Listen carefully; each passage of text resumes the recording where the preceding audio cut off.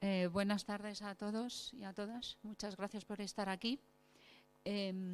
Bueno, esta actividad la ha organizado Rojava Zadi Madrid, el colectivo de apoyo a la revolución de Rojava en Madrid. Y bueno, para nosotros y para el pueblo kurdo y también para los pueblos del Estado español, el día 17 de abril es un día clave, porque es el Día Internacional del Preso Político y, desgraciadamente, tanto en este estado como en los 4 estados que componen Kurdistán, pues los presos políticos y de conciencia son parte importantísima de la lucha por la libertad, ¿no?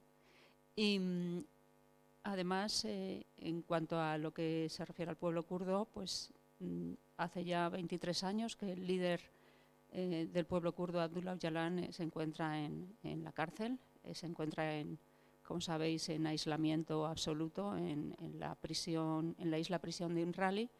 Y en estos momentos, pues como a lo largo de estos 23 años, el pueblo kurdo no ha dejado de mantener la esperanza y la lucha de que su líder pueda salir libre en algún momento, aunque las cosas se ven cada día más difíciles, desgraciadamente, en Turquía, ¿no? Llevamos unos meses, diría que en el último año se ha recrudecido la situación de los presos políticos kurdos. No sé si habréis oído en las noticias, hace una semana aproximadamente hubo un atentado contra un coche de guardias de prisión en Turquía, porque es que los presos kurdos están siendo forzados al suicidio y hay bastantes muertos por torturas. Entonces, bueno, parece que las familias están ya bastante desesperadas y esto podría llegar a escalar a nivel de atentados o de protestas contra las instituciones que mantienen esta situación de represión absoluta en las cárceles, ¿no? No me extiendo en esto, voy a dar paso a los compañeros del movimiento antirrepresivo, al compañero Adrián, y luego intervendrá Luis de la Comuna, que nos hablarán de la situación de los presos y de sus casos particulares en el Estado español. Y luego, finalmente, pues vamos a dejar un ratito para descansar, tomar un café. Ahí tenéis unos dulces que hemos traído y es todo vegano, para que lo tengáis claro, que también creemos que hay que mantener un respeto a la naturaleza y a los animales, y mantenemos las comidas y la merienda vegana. Y luego ya pues daremos paso a la situación, a explicar la situación de los presos políticos en Kurdistán, en la República Islámica de Irán y en Turquía. Y el compañero Kemal nos dará testimonio de lo que ha sido su estancia en prisión en Turquía. Sin más preámbulo, doy la palabra a Adrián del Movimiento Antirrepresivo en Madrid. Muchas gracias. Lo primero, agradecer a Rojava Zadi por organizar este acto, y a los compañeros de FAL y de la Comuna, y a todos los presentes por haber venido aquí. Soy Adrián, miembro del Movimiento Antirrepresivo de Madrid. Somos una organización que aúna diferentes colectivos e individualidades en la lucha contra la represión contra el Estado, bueno, en sus diferentes facetas, tanto en la represión más cotidiana, que es la que podemos sufrir los trabajadores cuando vamos a una huelga o a una manifestación, a un desahucio, y también la represión más extrema, que es la que sufren los presos políticos en condiciones muy duras en la prisión. Bueno, nosotros defendemos a todos los represaliados, independientemente de cuáles han sido sus métodos de lucha, si ha sido una lucha pacífica o su ideología. Consideramos que lo importante es que han decidido emprender una lucha contra un Estado que nos niega los derechos más básicos y fundamentales a la clase trabajadora. Bueno, al contrario de lo que nos venden en los medios de comunicación y en las instituciones del Estado, nosotros decimos que en el Estado español no hay una verdadera democracia, y lo decimos bien alto y claro, por esto, porque nos niegan los derechos más básicos y fundamentales. Creo que antes de explicar cuáles son los casos y las circunstancias de los presos políticos y sus condiciones en prisión, es necesario hacer un breve resumen del contexto histórico, de lo que nos ha llevado hasta aquí, hasta esta situación, y del actual Estado español. Para ello hay que retrotraerse a la caída de la República, de la Segunda República, cuando los fascistas imponen, tras ganar la guerra, las actuales estructuras del Estado que todavía permanecen hasta el día de hoy. Después de esto, tras la muerte de Franco, muchos pensaban que se acababa la dictadura, pero no fue así, lamentablemente. Se suele decir que como hubo unas elecciones, como se votó una constitución y se legalizaron una serie de partidos, pues esto nos llevó a una democracia, pero lo que no se suele contar tan a menudo es que muchos otros partidos fueron ilegalizados. De hecho, muchos más de los que fueron legalizados fueron ilegalizados, y esto llevó a muchos a tener que seguir luchando de la única manera que les dejaban, que es desde fuera del sistema y con las armas en la mano. El mismo proceso de transición lo llevaron los mismos fascistas, lo dirigieron los mismos fascistas que hasta entonces habían oprimido al pueblo. Ninguno de ellos fue juzgado ni condenado, todo lo contrario, muchos de ellos fueron reconocidos y condecorados, y pasaron a ser, de la noche a la mañana, pasaron a ser de fascistas a ser demócratas. Fueron los mismos poderes políticos, económicos, los mismos jueces, la misma policía, el mismo ejército, quienes se perpetuaron en esta nueva supuesta democracia. Y bueno, fue así, como digo, con los fascistas dirigiendo este proceso de transición, con el ejército que había oprimido al pueblo durante el franquismo, durante tantos años, con las armas aún calientes, cuando se puso al pueblo esta votación de la Constitución, que más que votación nosotros decimos que fue una coacción, puesto que era un poco o votas esta Constitución o ya sabes lo que hay. Algunos ejemplos muy claros de cómo se perpetuaron estas estructuras del Estado es, por ejemplo, la Audiencia Nacional, que es un tribunal de excepción, un tribunal político que es herencia directa del Tribunal de Orden Público, el cual pues simplemente le cambiaron el cartelito y pasó de ser del Tribunal de Orden Público, con los mismos jueces, los mismos fiscales, de la noche a la mañana llamarse la Audiencia Nacional, pero que básicamente servía para lo mismo, que era para reprimir a la disidencia política. O también la Brigada Político-Social, que pasó a llamarse la Brigada de Información. Obviamente, ante esta situación, muchos no tragaron con todo esto y siguieron luchando con los únicos métodos que les dejaban, que eran con las armas, desde fuera del sistema y, como digo, con las armas en la mano. Por supuesto, todas estas organizaciones que fueron ilegalizadas pues fueron criminalizadas, fueron perseguidas, fueron tachadas de terroristas y se les encarcelaron. A pesar de todo esto, muchos no se rindieron, no se doblegaron y siguieron resistiendo desde fuera y desde dentro de la cárcel. Después de esto, o sea, no solamente no hubo una vuelta a la legalidad republicana, y mucho menos se permitieron organizaciones que fueran verdaderamente revolucionarias, que pusieran en el poder a los trabajadores, que devolvieran las tierras a los campesinos, que pusieran al frente de las fábricas a los obreros. A todas estas organizaciones, como digo, se las persiguió, se las criminalizó y se las encarceló.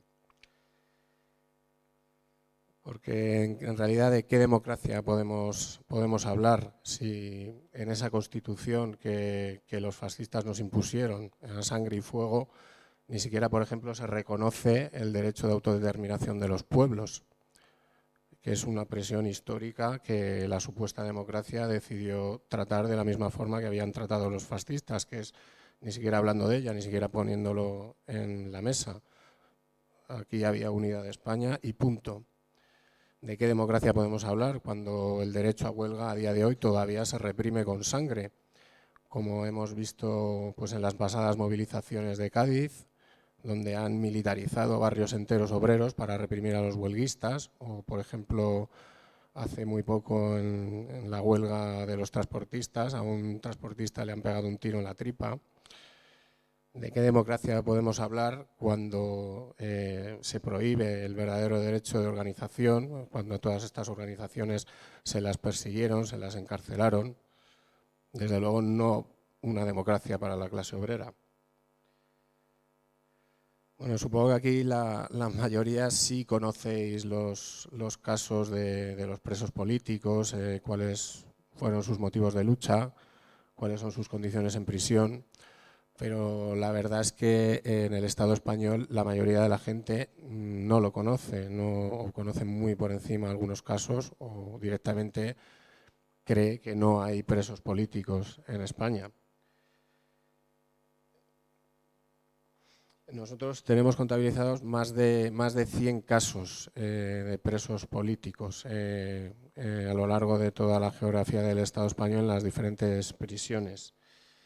Y bueno, este desconocimiento de la gente sobre los presos políticos, desde luego no es una casualidad, es algo que sistemáticamente ha sido silenciado, tanto desde las instituciones del Estado como desde los medios afines al régimen. Para ellos no hay presos políticos en España, pero desde luego sí que los hay. Bueno, ¿quiénes son entonces estos presos políticos? Pues son todos aquellos que a día de hoy todavía permanecen en prisión, en las diferentes prisiones del Estado. Son los presos del Movimiento de Liberación Nacional Vasco, presos como Jon Kepa o Dani Pastor, que están encarcelados por haber luchado por los derechos nacionales del pueblo de Euskal Herria, que es como decía antes, es un conflicto histórico que la supuesta democracia decidió resolver de la misma forma que los fascistas, ignorándolo, imponiendo la unidad de España. También son los presos comunistas, los militantes comunistas y antifascistas del PCR y los Grapo, que están encarcelados por haber llevado de manera consecuente su lucha revolucionaria y no haber tragado con la falsa transición.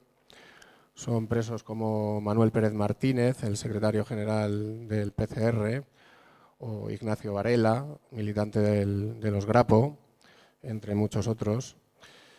El caso de Manuel Pérez Martínez es un caso bastante destacable porque es el único secretario general de un partido comunista que ha sido encarcelado en Europa desde Dimitrov, desde el fascismo de los años 30, y que está condenado a una cadena perpetua encubierta hasta el año 2035, bueno, por su militancia política. Además, es un preso que debería haber sido liberado, incluso según su propia legislación penitenciaria, por su avanzada edad y por su estado crítico de salud. También hay muchos presos anarquistas que están en las mazmorras del Estado español, presos como Creo que el que más lleva es Gabriel Pombo, que en total lleva un total casi de 30 años en las cárceles del Estado, como Rodrigo Lanza, Ricardo Díaz Moreno y muchos otros. Y bueno, ¿cuáles son las condiciones en las que el Estado tiene a estos presos en prisión?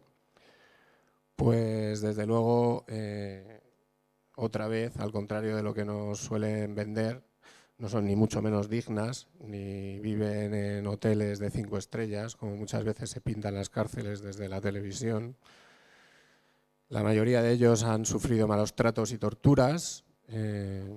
Muchos de ellos están condenados a régimen de aislamiento, a régimen FIES, un trato inhumano en el que tienen a los presos durante años y años en total aislamiento, no pueden ver a nadie, están encerrados en celdas de 2x2 y solamente pueden salir un par de horas al patio, que también están solos y es un patio muchas veces cubierto, no pueden ver el cielo. Y bueno, todo tipo de trato inhumano. Son cárceles en las que con ventanas rotas me han contado casos en los que pasan un frío extremo en invierno, calor extremo en verano. Se les controla las comunicaciones, se les controla a quienes les ven. Muchas veces a sus familiares también se les somete a un acoso sistemático. Se les somete a la dispersión a muchos de ellos, también otra vez contraviniendo su propia legalidad, que dice que esto no es legal, para dificultarle obviamente que sus propios familiares puedan verles regularmente. A muchos de ellos también se les niega la asistencia médica básica, llevándoles a muchos de ellos así a exterminarlos, como sucedió con Isabel Aparicio en 2014, que a pesar de estar gravemente enferma, pues sistemáticamente se le negó la asistencia básica hasta que se le asesinó en abril de 2014. En fin, el trato al que se somete a los presos no se puede calificar de otra forma que de un trato inhumano.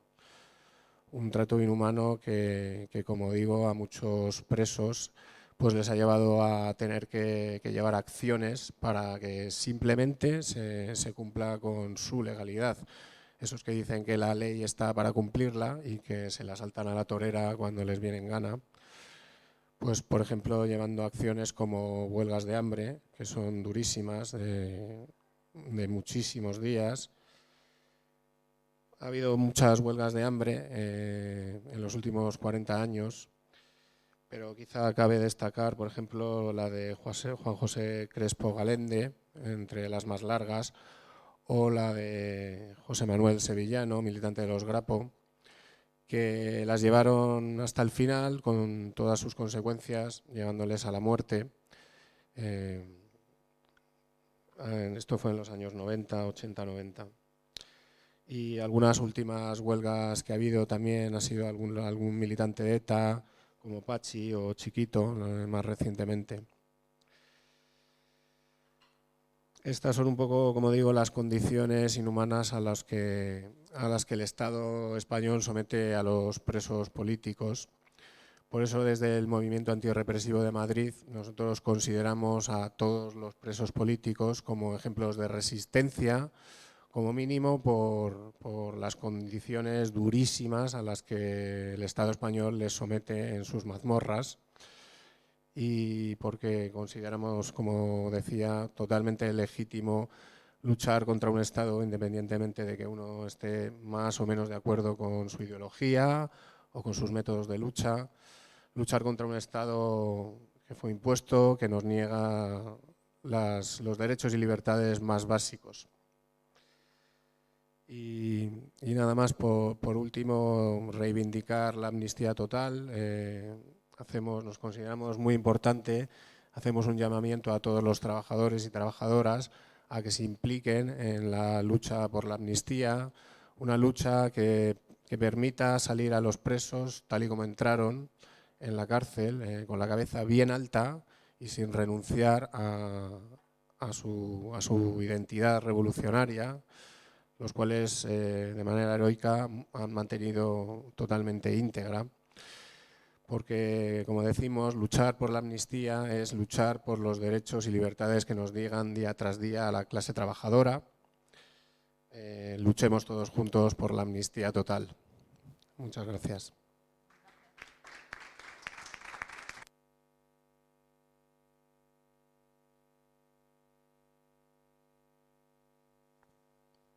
Hola, buenas tardes. Mi nombre es Luis Suárez Carreño y yo voy a hablar, se me ha pedido que hable más un poco de la experiencia como expreso del franquismo, en representación, en cierto modo, como miembro de una asociación que se llama la Comuna Presos y Represaliados del Franquismo, de la que hablaré luego al final un poquito. Bien, yo como preso pues estuve primero un breve periodo en el año 1970, fui detenido, digamos, más o menos por casualidad, llevaba cierta documentación encima, en fin, fui procesado por el Tribunal de Orden Público del que habló antes Adrián es, ¿verdad? Soy muy malo para los nombres. Y bueno, pues esa fue una primera detención breve. En el año 73 volví a ser detenido, también procesado por el Tribunal de Orden Público, y en esa ocasión estuve 2 años y medio en diversas cárceles, ya condenado por asociación ilícita y propaganda ilegal. Hablaré un poquito entonces de cuál era la situación de los presos políticos en aquella época, en los años 70. Presos políticos que, por cierto, tampoco se reconocían. Es una cosa que pensaba comentar, casi es como broma, ¿no? Es decir, ningún régimen del mundo, sea dictadura, sea democracia, tiene presos políticos. Los presos políticos, por definición, son inexistentes. No hay presos políticos. Franco, por supuesto, jamás reconoció que hubiera en el Estado español, no había en época de Franco ni un solo preso político oficialmente. Pero, sin embargo, ya en los 70, los presos políticos, que realmente sí existíamos y muchos, yo no sé, en los años 70 probablemente en el conjunto de las cárceles había entre preventivos y cumpliendo condenas, multas gubernativas, pues habría a lo mejor del orden de 1000 o 1000 y pico presos simultáneamente en cada momento, ¿no? Cifra que también, digo un poco al azar, igual eran probablemente más, ¿no? Pero como mínimo yo diría que había 1 millar más o menos permanentemente de presos, más todas las personas que estaban, digamos, pendientes con libertad condicional, etcétera, etcétera, ¿de acuerdo? En los años 70 se había conquistado, es decir, arrancado ciertas ventajas, igual que en el conjunto del Estado, en la calle también.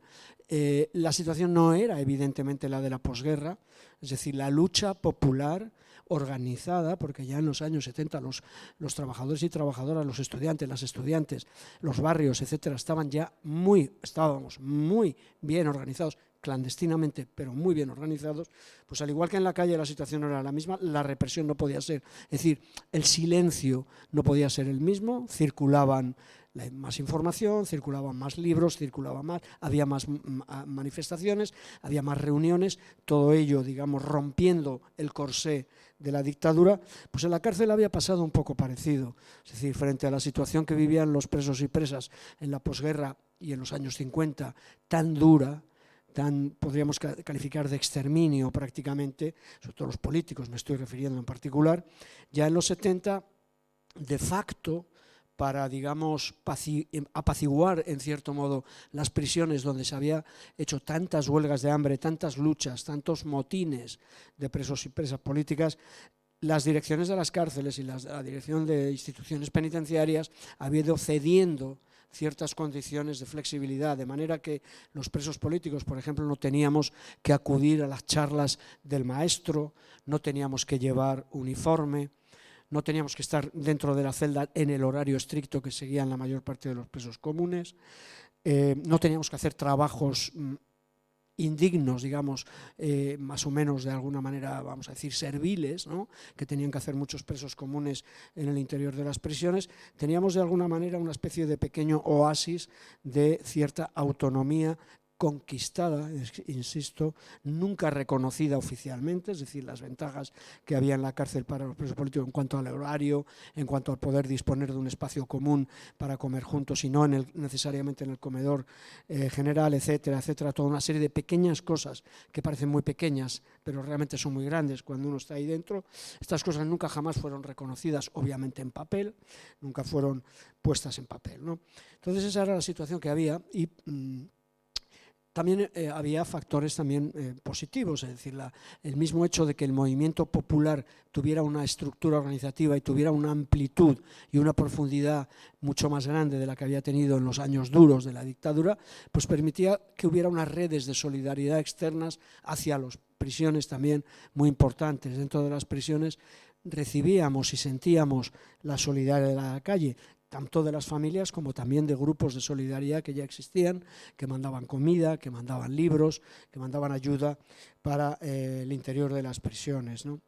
Todo esto se interrumpía, obviamente, de cuando en cuando, cada vez que había un conflicto dentro de la cárcel y nos obligaba, por ejemplo, a declarar una huelga de hambre. Evidentemente éramos aislados, éramos incomunicados durante periodos a lo mejor de un mes, 2 meses como mínimo, como represalia, es decir, las sanciones estaban a la orden del día en la medida en que la situación era una situación siempre inestable. Siempre había alguna provocación, siempre había algún elemento o incluso había huelgas de solidaridad. Hacíamos huelgas, por ejemplo, en solidaridad cuando fusilaron a los compañeros del 27 de septiembre del año 75, todos los presos y presas políticas nos declaramos en huelga de hambre, ¿no? Es decir, que no eran solamente huelgas de hambre o conflictos provocados en el interior de la cárcel por las provocaciones de los directores o de los funcionarios de la cárcel, sino también eran huelgas estrictamente políticas en solidaridad con cosas que no eran fáciles de hacer. Obviamente hacer una huelga de hambre en la cárcel era bastante jodido, es decir, entre otras cosas, por esto que digo del aislamiento absoluto durante un largo periodo y incomunicación, ¿no? A pesar de todo, bueno, pues hay toda una serie de experiencias. Para mí, como joven en aquellos años, creo que aprendí mucho. Para mí la cárcel fue una pequeña universidad. Esos años de cárcel aprendí más que a lo mejor en muchos años de colegio, en muchos años de instituto, incluso en muchos años de universidad. Aprendí sobre convivencia, aprendí sobre solidaridad, aprendí de conocer gentes que probablemente no hubiera conocido fácilmente en mi vida cotidiana, aquí en Madrid, como estudiante, como una persona de clase media. Pues en la cárcel entablé amistad, entablé intimidad con personas que procedían de contextos completamente distintos, del movimiento obrero, campesinos, gente del País Vasco, militantes jóvenes nacionalistas vascos de ETA, militantes nacionalistas catalanes, gallegos. Es decir, era un mundo, aquello era un cosmos, era un universo muy enriquecedor, francamente, para un joven como yo, con un entorno pues relativamente, vamos a decir, limitado, etcétera. Se aprende también mucha paciencia para un joven. Eso es un aprendizaje difícil, ¿no? Porque los jóvenes somos impacientes, o éramos, en mi caso, pero se aprende respeto, se aprende a respetar las opiniones de otras personas. Nosotros allí pues había en una cárcel como Carabanchel, en la que estuve, pero también en las otras. Lo que pasa es que Carabanchel, si todas las prisiones son un poco en la universidad, Carabanchel era la Complutense, ¿no? Porque era muy grande, y como por allí pasaban todos los presos, había muchos presos esperando condena, y a lo mejor eran presos que eran, yo conocía a muchachos, compañeros, que habían salido de su caserío, de un valle de Euskadi, ¿no? Donde apenas hablaban castellano, y de repente te los encontrabas ahí y estabas celda con celda y establecías una amistad que realmente era muy interesante, tanto para él como para mí, el conocer, digamos, esas visiones, esas experiencias vitales tan absolutamente diferentes, ¿no? Y en ese sentido, ese respeto, en la medida en que también en aquella época, como vosotras y vosotros sabéis, en la izquierda existían muchas corrientes. El Partido Comunista era muy fuerte. Yo pertenecía a una organización de extrema izquierda, como se decía entonces, que era una corriente trotskista, pero había muchísimos maoístas, había anarquistas, había gente de muchísimas tendencias, y lo interesante es pues que debatías mucho, ¿no? Discutías, y siempre con respeto, ¿no? En general. y este aspecto de la intergeneracionalidad, ¿no? Donde te encontrabas con gente muy mayor, ¿no? Viejos presos, ¿no? Del PC o viejos presos nacionalistas. Y el interclasismo, ¿no? Es decir, gente que veníamos, pues a lo mejor yo venía un poco de un contexto de clase media, pero te encontrabas a gente que realmente venía de contextos completamente distintos. En fin, estoy hablando de los aspectos positivos de aprendizaje, ¿no? Y acabaré un poco hablando de la comuna. Es decir, ¿por qué nos reunimos? ¿Por qué nos asociamos de pronto al cabo de los años, pues algunas personas veteranas, ¿no? De aquella época de las luchas, ¿no? Y del antifranquismo, para contarnos batallitas, para juntarnos y acordarnos de cuando, ¿acuerdas cuando? No, en realidad no es para contarnos batallitas. No, nos hemos reunido porque en el Estado español se está borrando la historia, ¿no? Se borró oficialmente cuando la transición se dijo, olvidemos, todo esto ha sido muy desagradable, vamos a hacer como que no ha pasado nada, y de pronto estamos en el mundo feliz de Aldous Huxley, ¿no? De pronto hemos caído aquí, venimos de otro planeta, nada sabemos del pasado y vamos realmente a crear una sociedad ficticia, ¿no? Falsa, de que nada ha existido. Entonces, no es tanto que nos molestara pensar que nuestra vida, nuestras experiencias, nuestras luchas, la resistencia y las movilizaciones contra el franquismo se ignoraran o se negaran. No es tanto que nos molestara personalmente, sino que nos parecía, y nos sigue pareciendo, que olvidar eso es borrar la identidad de esta sociedad, es decir, es falsear la identidad de esta sociedad. ¿Quiénes somos? Para conocer quiénes somos tenemos que conocer de dónde venimos. Si no conocemos de dónde venimos, realmente estamos muy confusos de por qué la sociedad es hoy día como es. Yo creo que cualquier joven que, como yo lo fui, a los 16, a los 17 años, empiezas a preguntarte, vale, vivo en una sociedad que es así, que tiene estas características, esto me gusta, esto no me gusta, pero la pregunta es, ¿por qué es así? ¿Cómo ha llegado la sociedad a ser de esta manera? Y yo tenía esas mismas dudas, porque cuando yo era joven no se hablaba de la guerra, no se hablaba de los sufrimientos que había tenido la generación de nuestros padres. Ellos nunca lo mencionaban. Había un silencio, había un tabú. Y entonces llegaba un momento que decías, bueno, ¿y este país por qué es así? Porque hay ricos, porque hay pobres, porque hay esto, porque hay lo otro, porque hay curas, porque mandan estos, porque no mandan los otros, porque está esta gente tan jodida. Todo eso es algo que te encuentras de pronto, pero claro, es por alguna razón. Algo habrá sucedido para que estemos así. Bueno, pues ahora pasa un poco lo mismo. Yo creo que los jóvenes también, pues yo creo que de alguna manera se deben preguntar por qué es la sociedad como es. No digamos si es buena o mala, como es, tal como es. Habrá algún motivo, habrá alguna, digamos, trayectoria, habrá un recorrido, habrá una historia que nos ha traído hasta aquí. Si no conocemos esa historia, difícilmente podemos saber realmente cómo somos y sobre todo por qué somos así y cómo podríamos ser de otra manera, en general, mejor, ¿no? Entonces esa es la razón por la que nos hemos asociado en colectivos como La Comuna y también otras organizaciones memorialistas, porque creemos que es importante, digamos, que la memoria se reconstruya, que la memoria se construya, es decir, que se vaya construyendo esa memoria democrática. Y esa memoria democrática es nuestra propia identidad como sociedad. Y es una identidad que debemos intentar que no esté basada en la negación del pasado, en la negación del franquismo, en la negación del fascismo, que el franquismo es nuestro modo propio de fascismo, y que no esté basado en esa negación, porque sabemos, y lo estamos viendo cotidianamente, que el olvido, es decir, el olvido ha sido la antesala de la negación. Primero se dice, no hablemos del franquismo, y a continuación se empieza a decir, bueno, en realidad es que el franquismo a lo mejor no existió, o a lo mejor no fue tan malo, a lo mejor todos esos crímenes no existieron. Entonces, así como en Nuremberg se hizo, a través de los juicios de Nuremberg, se consiguió establecer una cierta verdad a través de los tribunales que dijeron, ha sucedido esto, y por lo tanto el negacionismo del nazismo tiene, digamos, dificultades de prosperar en la medida en que existen unos hechos constatados, probados y condenados con sentencias. En el Estado español todo eso no ha existido. Nosotros no hemos tenido ningún Nuremberg por nuestro fascismo. Y por lo tanto es fácil caer en el negacionismo. Es fácil que salga unos políticos determinados o unos periodistas determinados que digan, es que realmente el franquismo no fue tan malo. Es que aquí no hubo tanta gente presa. Y si pensamos que, por ejemplo,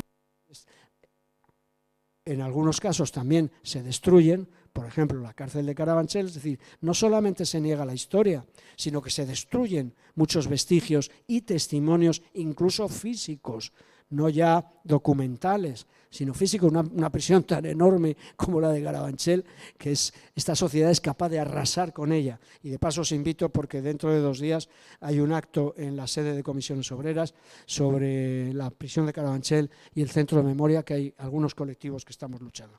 Y voy a acabar ya, ahora sí, de verdad acabo, diciendo que nuestra memoria como presos políticos no es una memoria exclusiva ni de protagonismo en absoluto. Nosotros no reivindicamos ningún protagonismo ni reivindicamos ningún victimismo. Nosotros, la mayoría de nosotras y nosotros que hemos luchado por el franquismo y que todavía sobrevivimos, estamos muy orgullosos y orgullosas de nuestro pasado. No nos consideramos víctimas, no vamos por ahí de víctimas, vamos con el orgullo de haber luchado contra el fascismo. Pero hay muchos compañeros y compañeras que lucharon también en aquellos años de una forma menos, vamos a decir, consciente. Y a mí me gusta también esa palabra, ese término que utilizó antes la compañera, hablar, a veces se habla de presos políticos, pero yo creo que es Amnistía Internacional y algunos organismos que utilizan la expresión de presos de conciencia.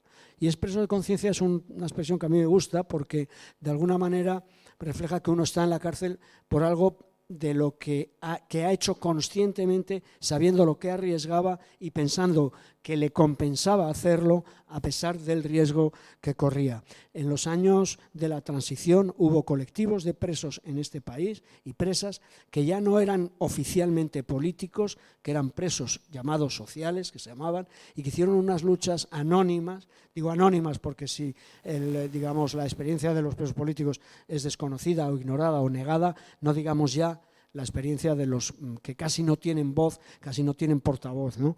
Que es, por ejemplo, la experiencia de los presos de la COPEL, que durante los años de la transición hicieron luchas de años que fueron brutalmente represaliadas, donde hubo mucha gente que murió dentro de las propias prisiones, en esas luchas, que sufrió tremendas represalias, y también nosotros luchamos por esa memoria. Nosotros reivindicamos esa memoria, que son presos que a lo mejor no tenían tanta conciencia, es decir, que no son presos a lo mejor de esa misma conciencia, pero que sí eran conscientes de que estaban siendo injustamente tratados y, digamos, violados sus derechos humanos, y también se rebelaron con la indiferencia, frente a la indiferencia de la mayoría de la sociedad, que no quería reconocer en aquellas personas seres humanos con derechos y también con valores que defendían, ¿no? Entonces, en ese sentido, nuestra causa es también la causa de todas esas personas anónimas que no eran, entre comillas, políticas, pero que, sin embargo, fueron víctimas de la represión política de este país. Gracias. Ahora empezamos una segunda parte de la actividad en la que vamos a hablar de la situación de los presos políticos en Kurdistán. Bueno, aquí todos sabéis que Kurdistán Kurdistán es un país mental, no existe. Realmente es una zona geográfica que tiene unas características de población y con una etnia mayoritaria en la zona, que es la etnia kurda, pero no es un estado. Está dividido en 4 partes y, como ocurre en todos los estados donde las minorías étnicas no se reconocen, pues se producen situaciones de discriminación y de represión de su identidad y de su lucha por que sea reconocida esa identidad.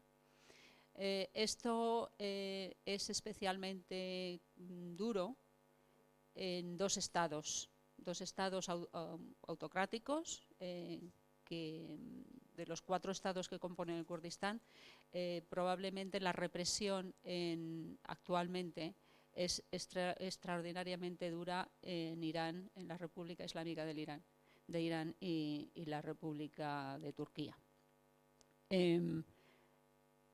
Es cierto que cuando se produjo la revolución iraní en el año 1978, el pueblo kurdo tenía muchas esperanzas de que su etnia, su situación y la cuestión kurda fuese reconocida y se llevase a negociaciones.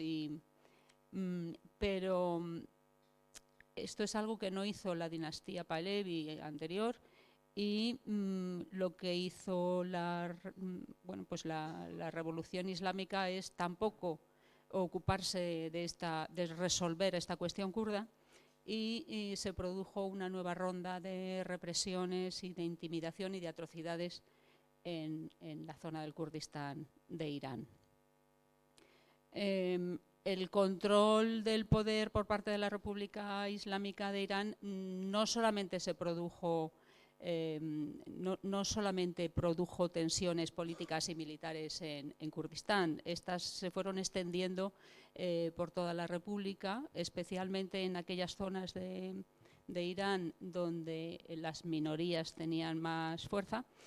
Pero sí que es verdad que en Rojalat, que es como los kurdos conocen a esta zona de Irán, Rojalat no significa otra cosa que este o oriente, el Kurdistán oriental, pues es donde se produjeron las represiones más fuertes de esta nueva República Islámica. Y el punto álgido fue probablemente el día 19 de agosto de 1979, cuando el ayatolá Jomeini declaró una fatwa contra los kurdos independentistas, ¿no? Esto quería decir que lanzaban la yihad sobre los kurdos independentistas.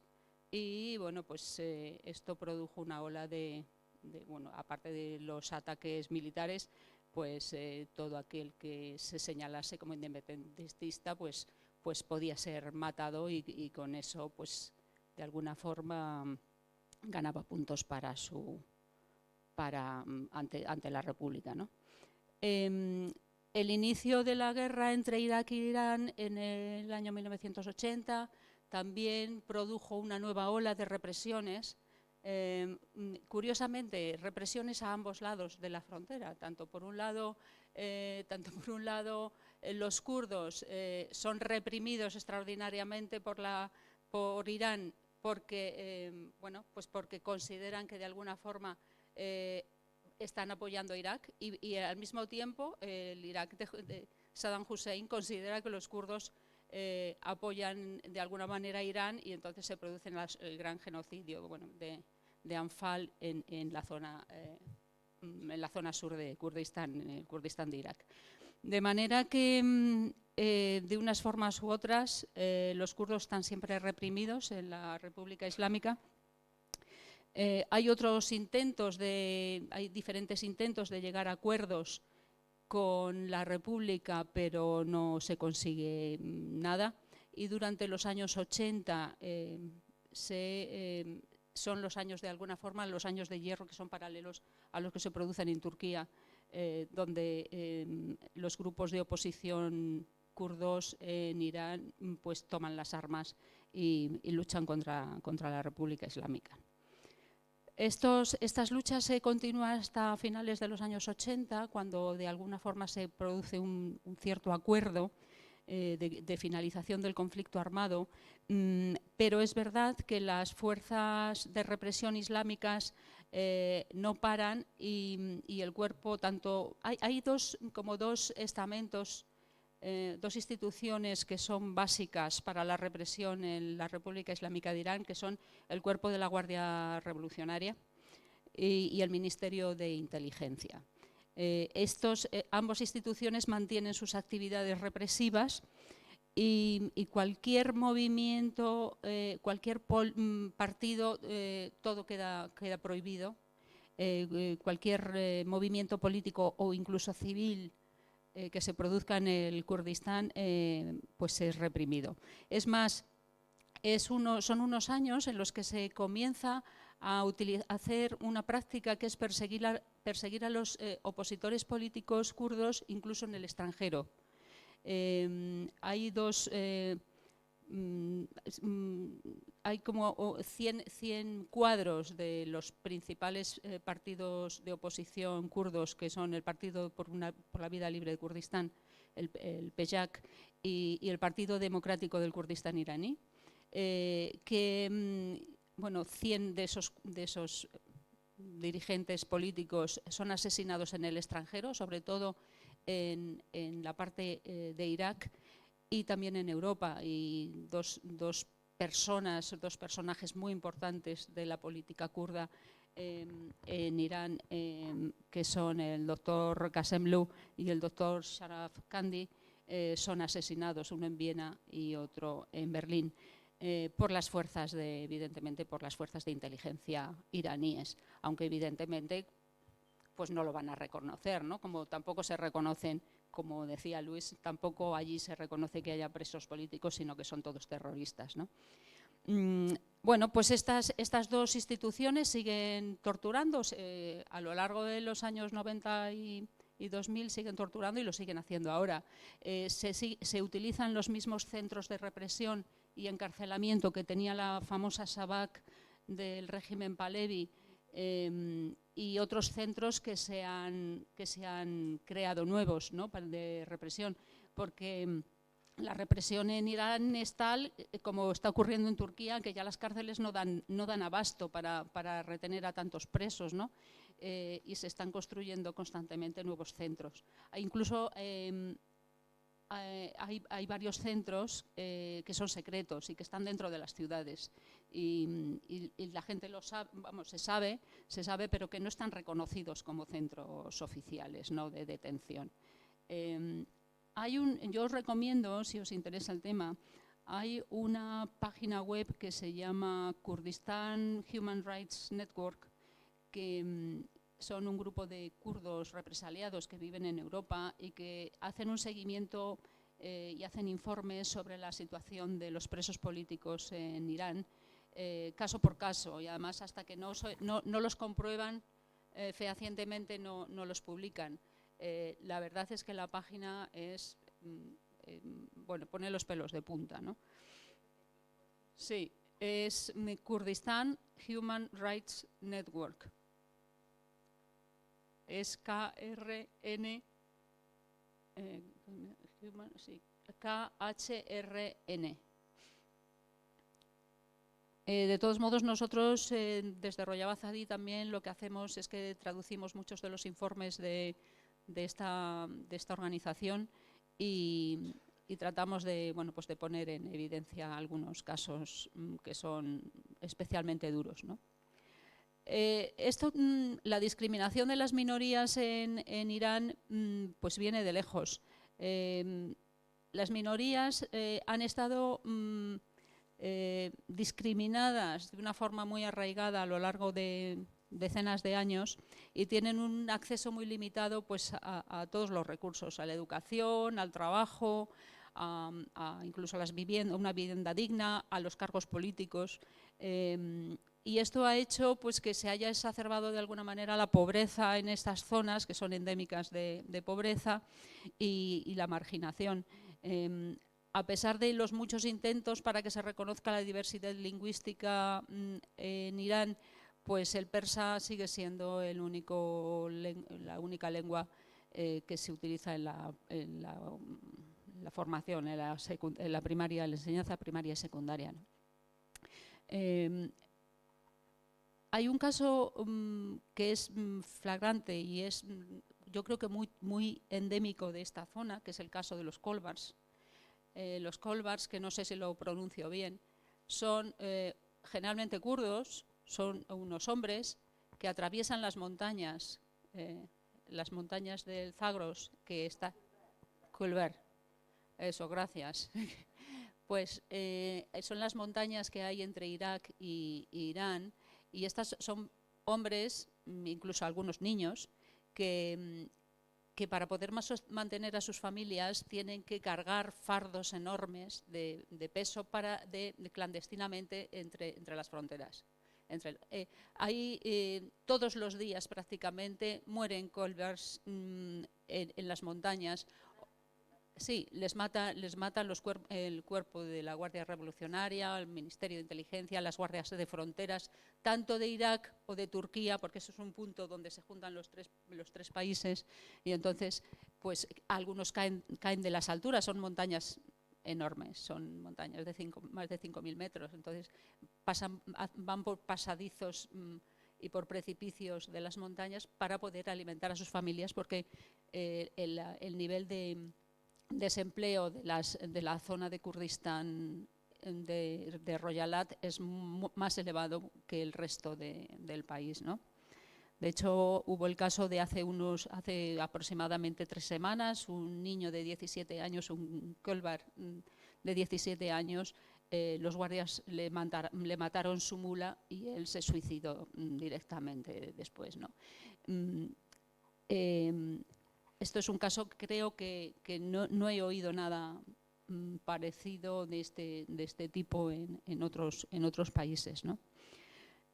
Bueno, en cuanto a las detenciones que se vienen produciendo habitualmente en la República Islámica de Irán, pues muchos casos no son presos, no son políticos o personas revolucionarias, sino simplemente personas que expresan opiniones de no estar de acuerdo con lo que se hace. Por ejemplo, ahora las mujeres, pues sabéis que hay un movimiento para el tema del velo, ¿no? De poder ir sin pañuelo o poder asistir a los partidos de fútbol o así, ¿no? Pero la gente es represaliada únicamente por expresar su opinión, ¿no? Os voy a dar algunas cifras para que veáis un poco el nivel de persecución en que se encuentran los disidentes.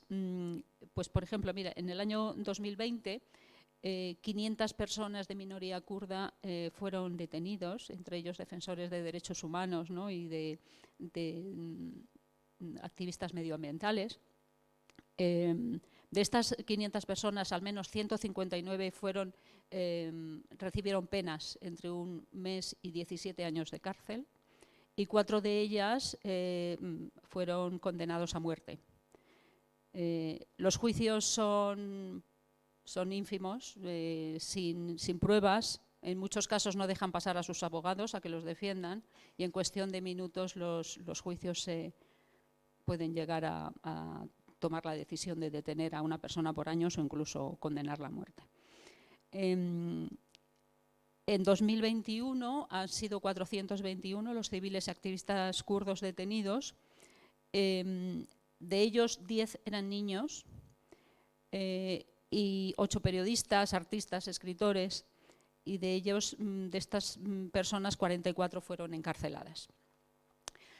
Hay una frase del relator especial de la Organización de las Naciones Unidas sobre Irán que dice: los presos políticos kurdos acusados de delitos contra la seguridad nacional constituyen un número desproporcionadamente alto de los que recibieron la pena de muerte y son ejecutados. De hecho, en 2021 al menos 30 personas fueron ejecutadas en las provincias de Azerbaiyán Occidental, Kurdistán, Kermanshah y Ilam, que son donde están la mayoría de esta minoría kurda. De hecho, hay un caso que se ha seguido bastante en las redes. Es un preso acusado de asesinato premeditado. Era un delincuente infantil. Había sido detenido en 2010 a la edad de 15 años y el 2 de agosto del año pasado fue ejecutado después de cumplir 11 años de cárcel. A finales de año, el día 19 de diciembre, también fue ejecutado Heydar Gorbani, que era un activista político. Se le acusaba de insurrección armada. Y esta ejecución se llevó a cabo sin el conocimiento de la familia ni de sus abogados. Simplemente se le saca de la cárcel, se le pegan 3 tiros y ya está, ¿no? En 2021, 6 presos kurdos fueron torturados hasta la muerte en centros de detención. Y el servicio de inteligencia del Cuerpo de la Guardia Revolucionaria dijo a las familias que habían fallecido en el momento de la detención, en la persecución de la detención. Sin embargo, a las familias no les queda claro las circunstancias exactas de esas muertes, porque no han recibido los cuerpos, ni siquiera han recibido un certificado de defunción. También a lo largo del año pasado, 4 presos kurdos perdieron la vida por mala praxis médica o simplemente por no dejarles, no tener acceso a los servicios médicos.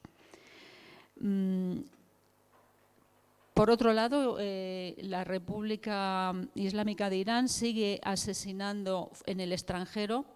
El año pasado asesinó a 4 activistas del partido del PEYAK y del PDKI. Y estas muertes se produjeron en la región kurda de Irak. Evidentemente, la República de Irán no ha reivindicado estos asesinatos, ninguna responsabilidad, pero los partidos políticos a los que pertenecían estos activistas lo tienen muy claro, ¿no?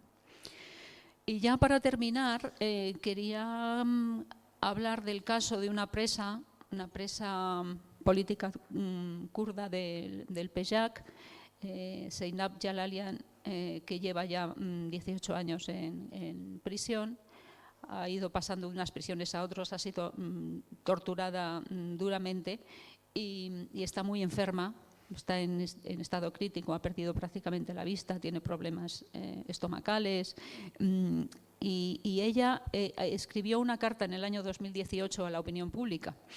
Y yo quería terminar esta introducción a esta situación con un pequeño texto de esa carta.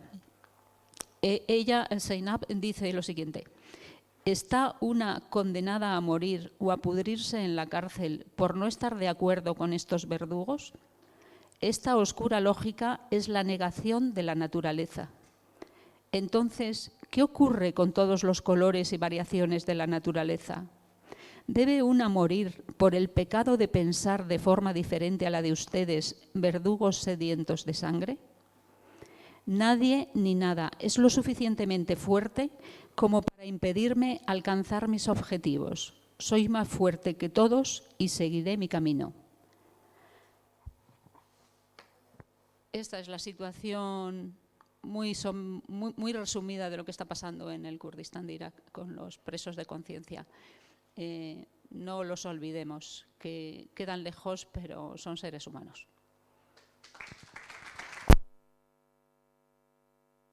Bueno, con el corazón caliente y muy contento de estar aquí, os mando a todos un saludo. Muchísimas gracias por asistir, por vuestra atención.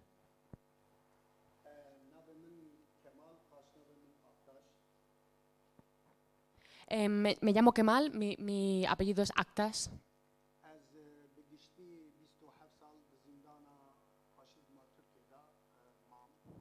En total he estado 28 años en las prisiones del Estado fascista turco.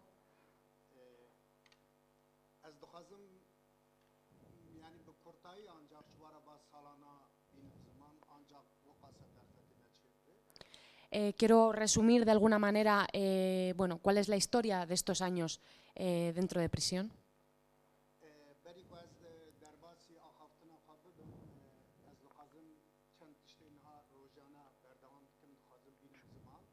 Antes de comenzar con la charla, me gustaría comentar algunas cosas que están ocurriendo al día de hoy, en la actualidad.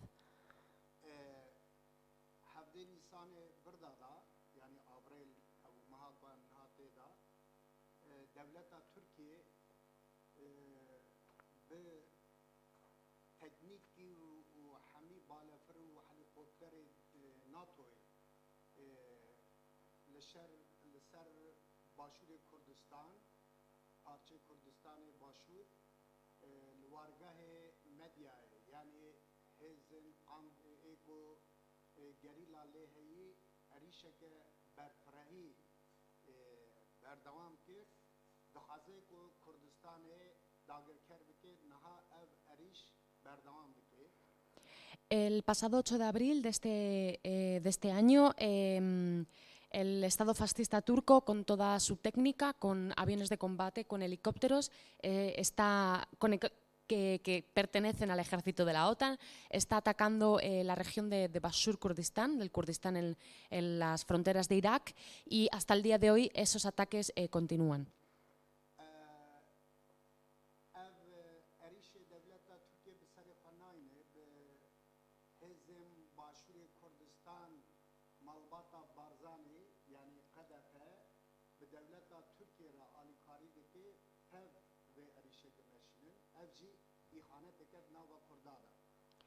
Existe una traición porque el partido de la familia Barzani, el partido del KDP, está apoyando y participando de esta ofensiva en contra de las fuerzas de la guerrilla en las montañas del Kurdistán del Sur. Es el partido gobernante de esta región del Kurdistán.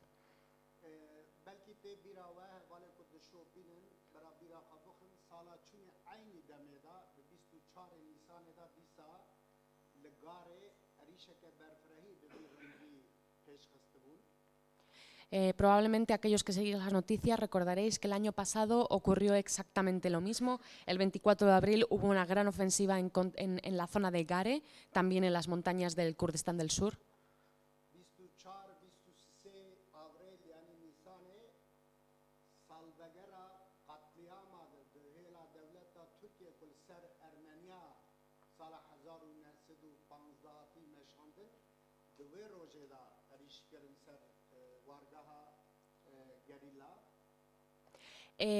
Precisamente ocurre porque el 24 de abril, o sea, hoy, es el día del reconocimiento del genocidio armenio, y es precisamente por eso que este día es escogido por el Estado turco, ha sido escogido este año y fue escogido el año pasado para realizar estos ataques.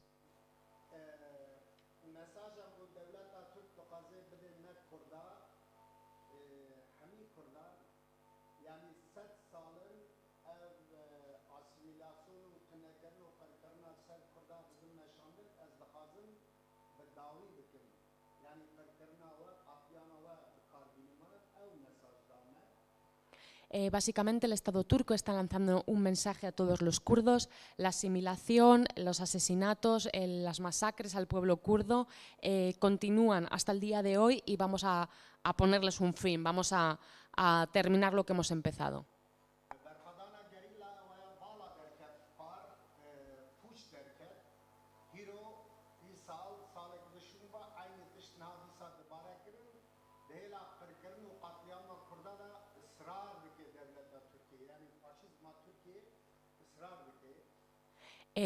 Básicamente el año pasado hubo una gran resistencia por parte de la guerrilla en las zonas de las montañas del Kurdistán de Bashur, pero este año el Estado turco vuelve a intentarlo y de esta manera reafirma el sistema fascista que lleva a cabo y reafirma su compromiso en la destrucción del pueblo kurdo.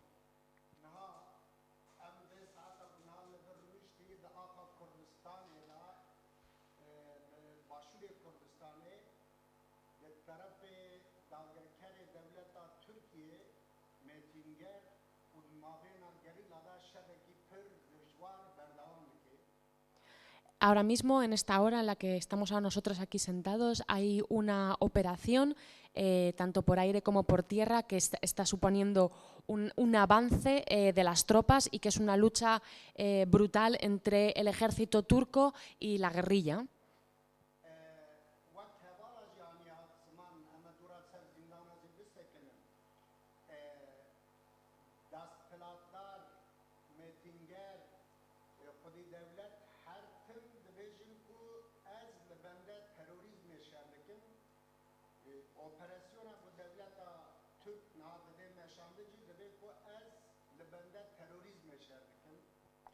Los estados utilizan la colonización, utilizan las guerras, utilizan la represión, siempre llevando una misma excusa hacia adelante, y es la lucha contra el terrorismo. Ahora mismo el Estado turco en esos ataques, en esa conquista del territorio del Kurdistán del Sur, su proclama es: estamos luchando contra el terrorismo.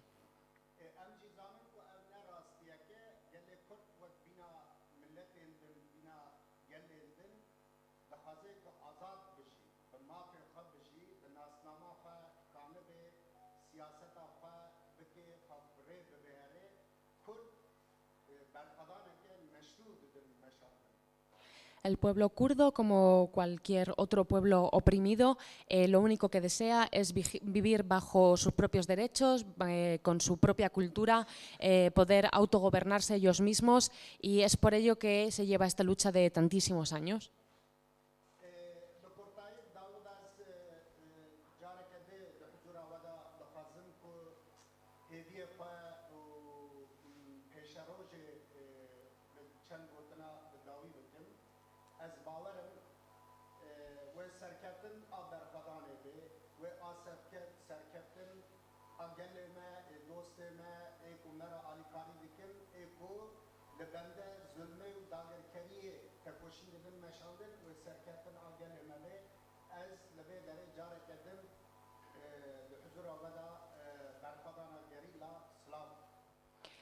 Es precisamente por la resistencia y porque tenemos la esperanza de que toda esta resistencia del pueblo, de nuestros compañeros, de nuestros amigos y de la guerrilla va finalmente a triunfar. Por lo tanto, quiero enviar un saludo a la resistencia de la guerrilla, a todos los compañeros que están ahora luchando.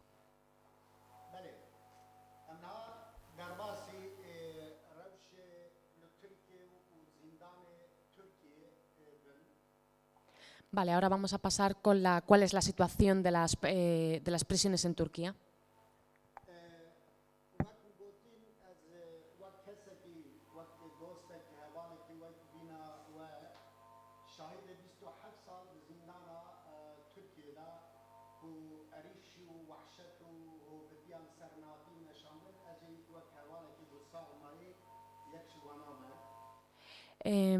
Quiero de alguna manera decir que me siento identificado también con el compañero que ha hablado anteriormente, porque al final estar estos años en prisión viviendo las torturas y viviendo también los movimientos de represión, bueno, pues es algo que de alguna manera puedo identificar.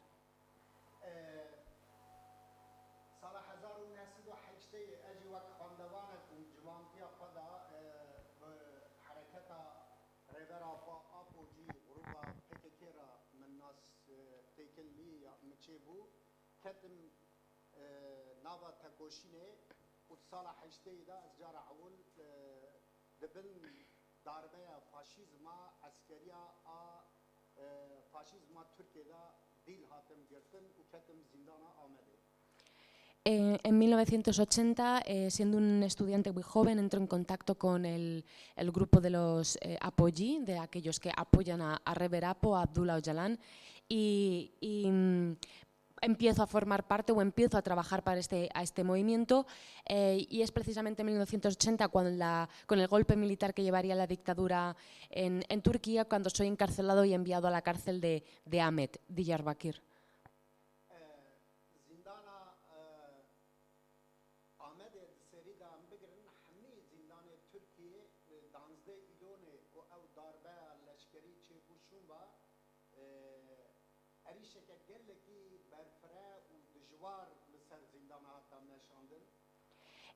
Precisamente el 12 de septiembre, gracias. El 12 de septiembre de 1980, cuando es el golpe de Estado, los militares toman uno de los focos, fue las prisiones. Hubo una gran ofensiva de toma de las prisiones.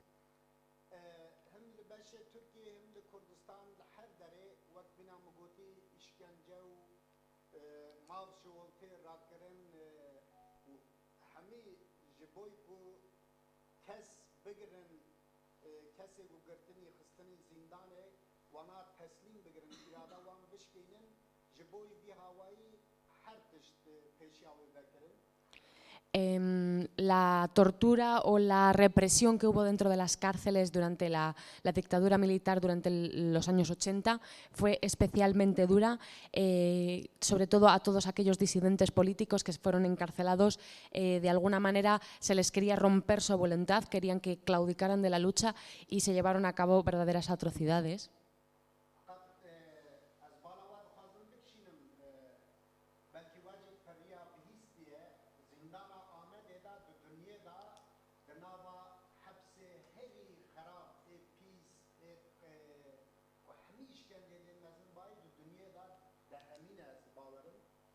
De hecho, para aquellos que tienen algo de conocimiento sobre el tema de las prisiones, Amed es la prisión de Diyarbakir es una de las prisiones donde están registrados mayores índices de tortura, sobre todo durante la época de la dictadura. Es bueno, un referente terrible.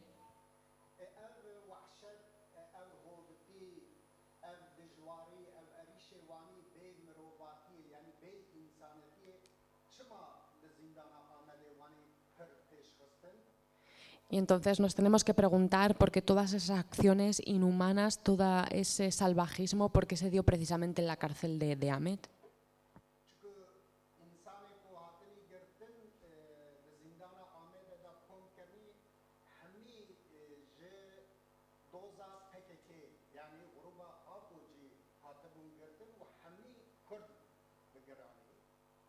Y eso es porque especialmente en la cárcel de Diyarbakir la mayoría de los presos políticos eran presos del Partido de los Trabajadores del Kurdistán, eran principalmente presos kurdos.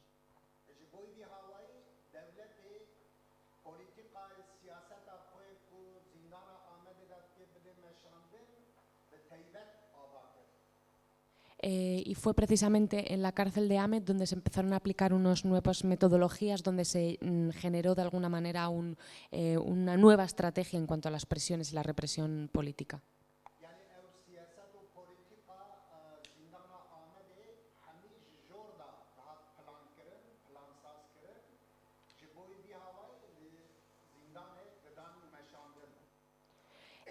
Fue una planificación consciente por parte de las élites políticas que se aplicó en la cárcel de Amed.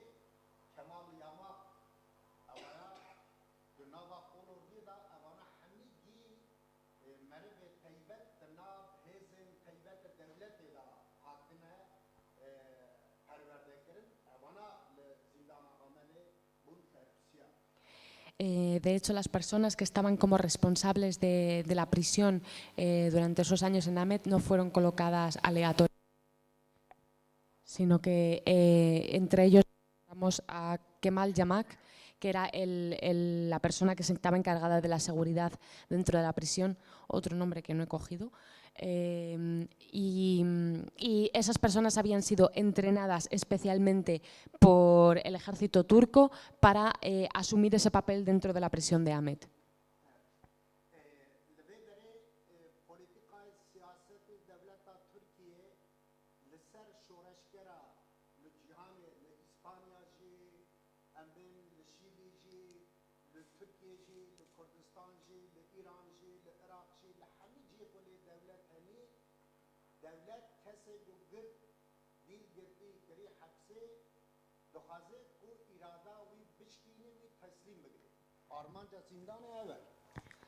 El objetivo de la prisión, y da igual que sea en España, en Chile, en Turquía, en cualquier estado, el objetivo de las prisiones es romper la voluntad del preso y hacer que claudiquen.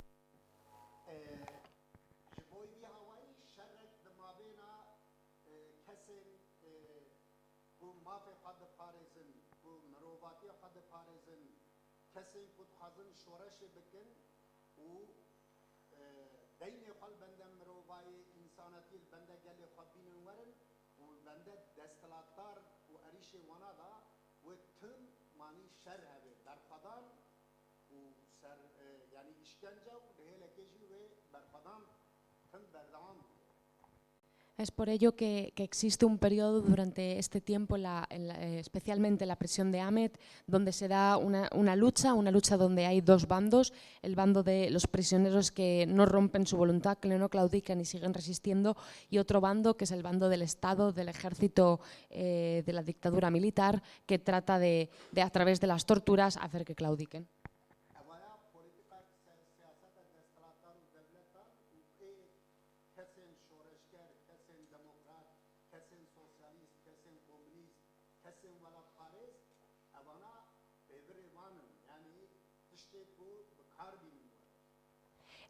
También las personas que están dentro de las prisiones son utilizadas como un medio de presión también para las personas que viven fuera, ¿no? Como para presionar para que los movimientos sociales no den pasos hacia adelante.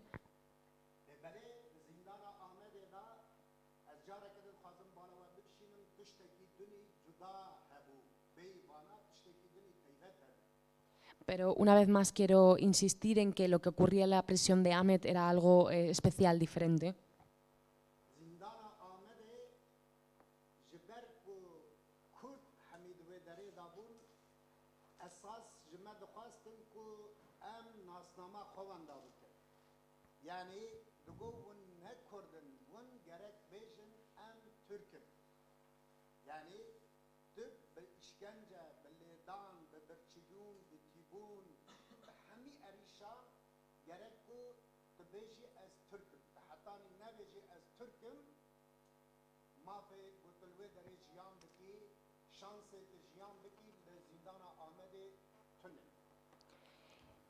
Precisamente lo que había especial es que, como la mayoría de los presos que estaban en la cárcel de Ahmet eran presos kurdos, todas las torturas, toda el hambre, el frío, la sed que padecían podía acabar si ellos decían en alto "soy turco".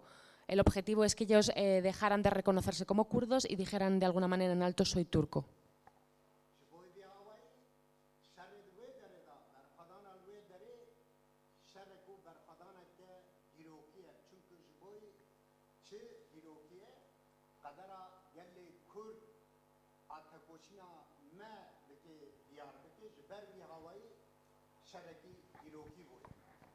Y para nosotros, para el movimiento kurdo de liberación, la resistencia de Ahmet es una resistencia especial, es una primera guerra que de alguna manera asienta las bases de lo que es nuestro movimiento.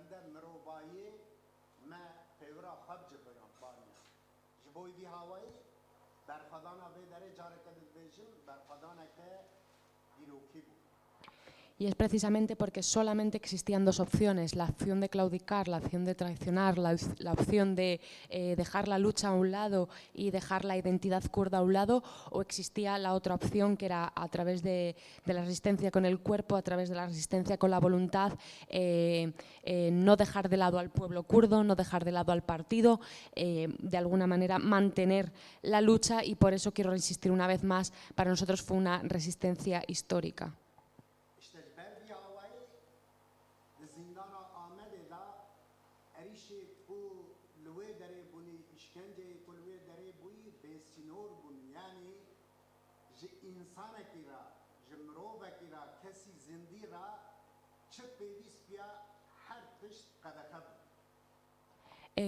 Las torturas que ocurrían en la prisión de Ahmet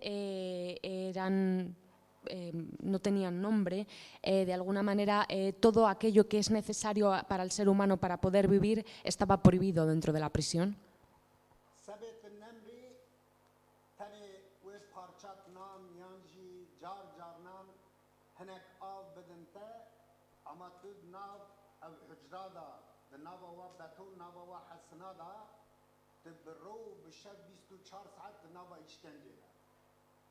Existía un agujero donde te colocaban con todos los desechos de la prisión y te dejaban en ese agujero durante días y días sin beber y sin comer.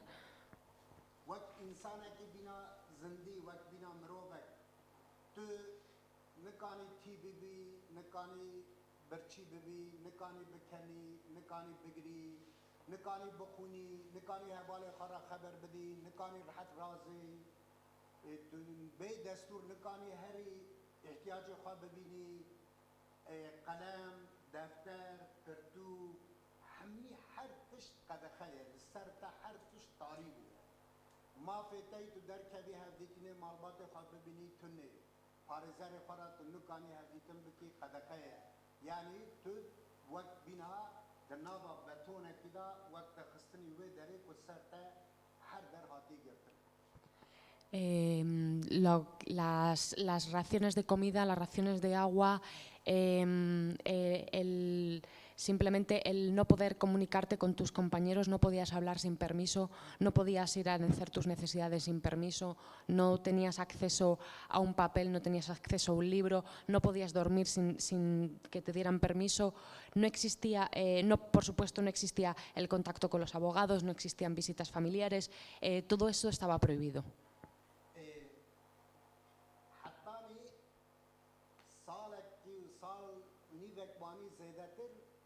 نوا به برخدانا هری اریشتا وانا دخواست کن ناسنامه ما تونه بکن لیبله اما حرکتا پککی غروبا آپوجی هر کم دنوا برخدانه دابو قد تسلیم نبود. Y a pesar de todas esas condiciones, a pesar de que el objetivo era que los presos kurdos claudicaran de su identidad, los presos del Partido de los Trabajadores del Kurdistán continuaron resistiendo.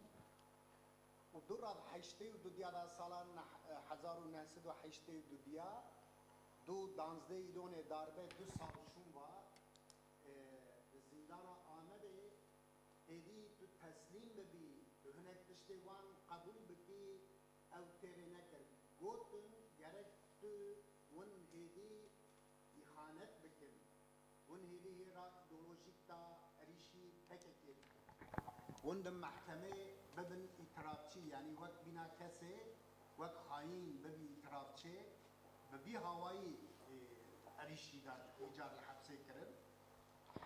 Llegó un punto que ya en 1982 ni siquiera el hecho de claudicar de tu identidad como kurdo era suficiente para obtener los derechos básicos, sino que tenías que llevar a cabo traiciones en contra del partido. Tenías que vender de alguna manera a tus compañeros para realmente poder obtener esos mínimos.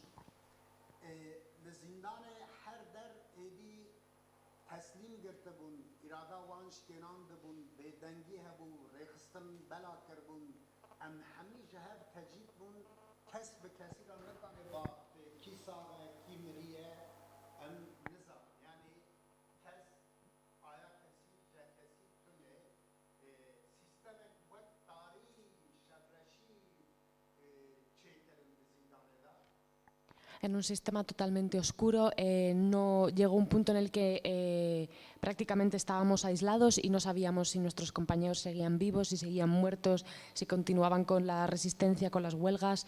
Era una completa oscuridad.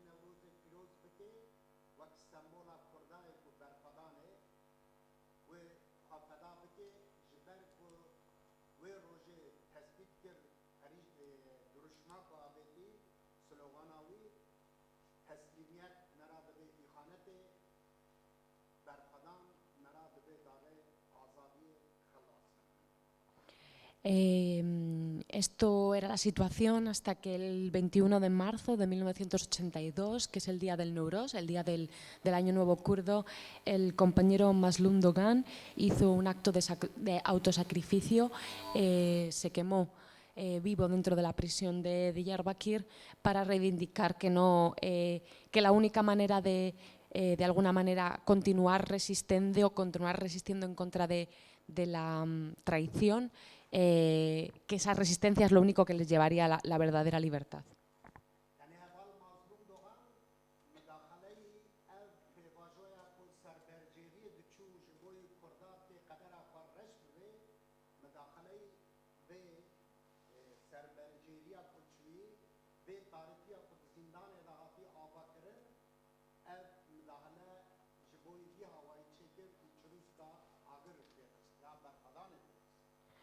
Y es precisamente con esa intervención, aquella pequeña chispa que encendió Mazlum Dogam, que toda la oscuridad que reinaba en la prisión comenzó a disiparse y una nueva oleada de resistencia comenzó.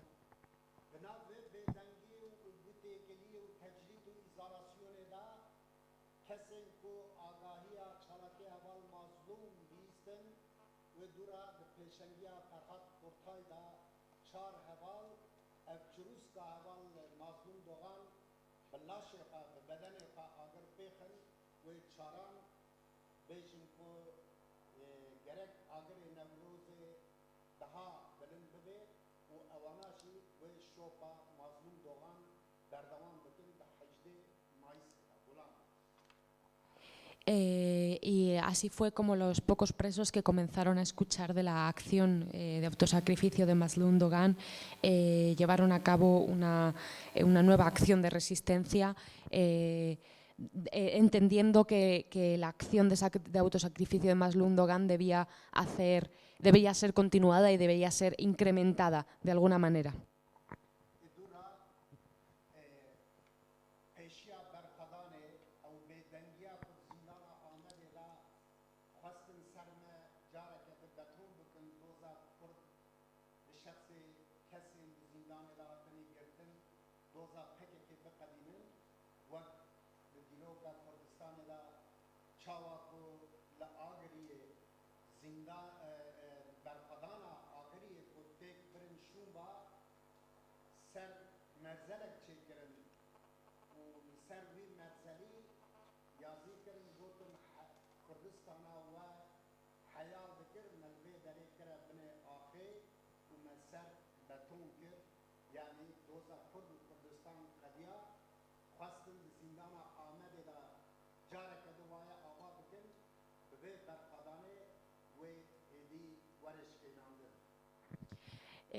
Fue con la iniciativa de 4 compañeros, Ferhat Kortaida y otros 3, que precisamente con esa acción de Mazlum Dogan lograron de alguna manera ampliar la resistencia y también tener una influencia en el pueblo kurdo que estaba fuera en las calles y que no sabía si los cuadros de su partido habían vivido o habían muerto. De alguna manera todo aquello que querían haber enterrado continuó la resistencia.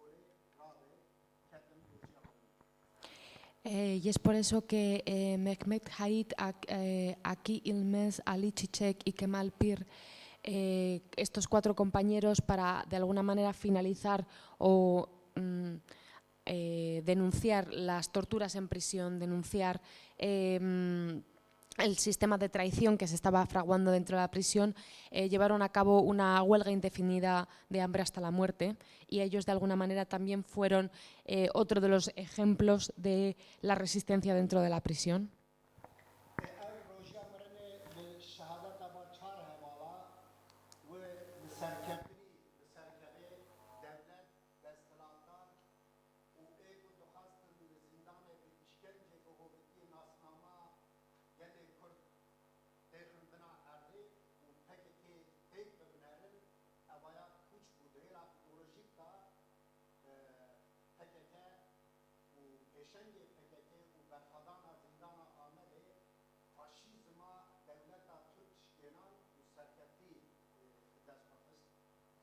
Y es precisamente con la muerte o el sacrificio de estos 4 compañeros que todas esas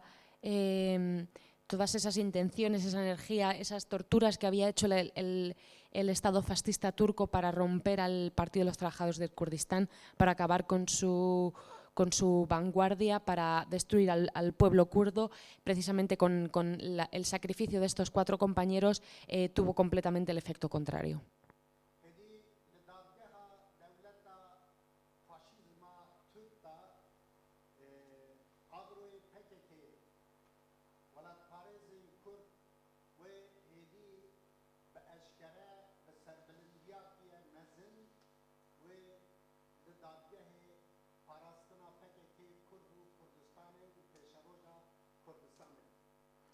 Y esto tuvo también un gran impacto, sobre todo en la población kurda, que vieron que esos jóvenes kurdos que habían resistido las condiciones en la prisión de Ahmet eran capaces de sacrificar su vida por el ideal de un Kurdistán libre, y eso hizo que también se empezara a organizar la población fuera de las prisiones y comenzara a organizarse, sí, a luchar.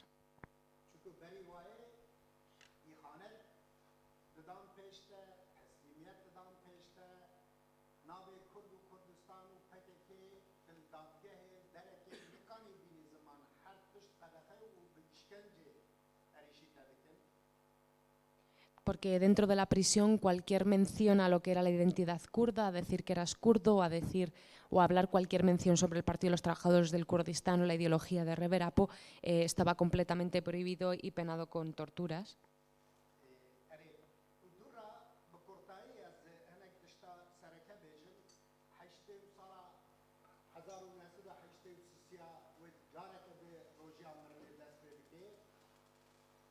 En 1983 comenzó otra huelga de hambre.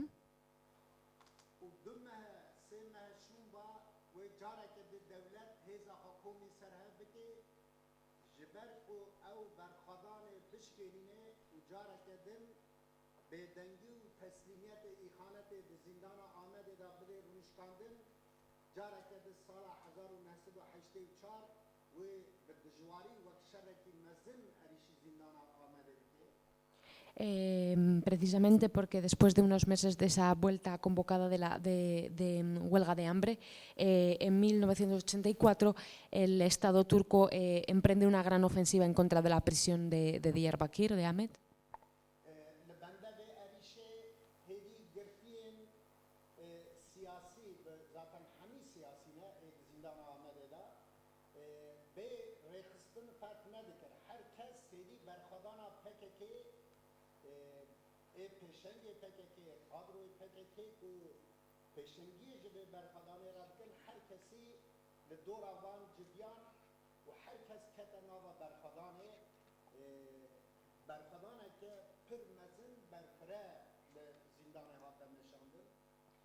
Y fue precisamente por este ataque que hubo una gran revuelta dentro de prisión, hubo un motín que implicó no solamente a los cuadros del Partido de los Trabajadores del Kurdistán, sino que implicó prácticamente a cualquiera que estuviera cerca de ellos o que fuera simpatizante.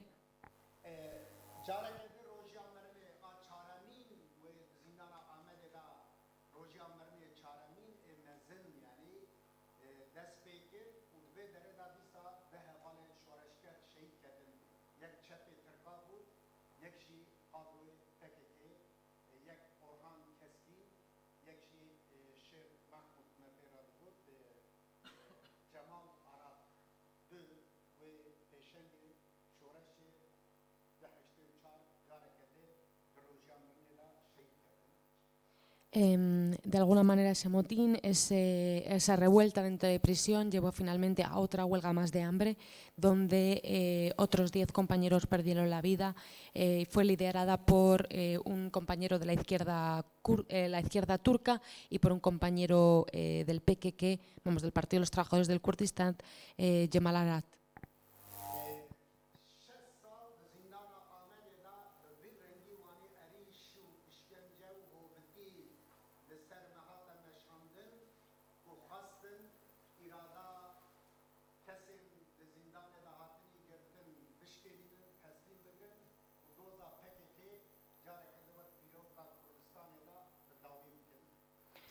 Y así continuó durante estos años años, hasta 1984-1985, donde cada vez los ataques en contra de la prisión eran más fuertes y la resistencia también. بالاواش دکشینه یعنی زندان آمده سریدا حتی داوی تم ظلم işkence اون مرن و بهیل جدا در فضانه که برومت شرف و بلندایی به بدن خود گلکی بها اما در فضانه که گلکی مزن بهیل جدا جی که نشانده. Es por ello que insisto y repito que de alguna manera esa resistencia para nosotras es histórica, porque a pesar de todas las torturas, a pesar de las difíciles circunstancias, esa resistencia con un alto precio en vidas, un alto precio en compañeros y compañeras, fue llevada a cabo. اوجی چه نشانی مدده یعنی کسی گلین بندست بنده دولتی بنده سیستما پرگالین دستنافتار این حقی خودی ما بنده بکن سر قرار بکن قدر اگیا همین نزیکی هبه لیبله اما قرکتر شورش کردستانی دعا دشوار و دعا زور. Es por ello que podemos decir que aunque todas las luchas de los pueblos que son oprimidos, de los movimientos que luchan en contra de la represión y de la opresión del Estado tienen muchas similitudes, sí que podemos ver que hay ciertas características dentro del movimiento de los trabajadores del Kurdistán, del Partido de los Trabajadores del Kurdistán, que hace que la resistencia que han tenido que hacer haya sido más dura.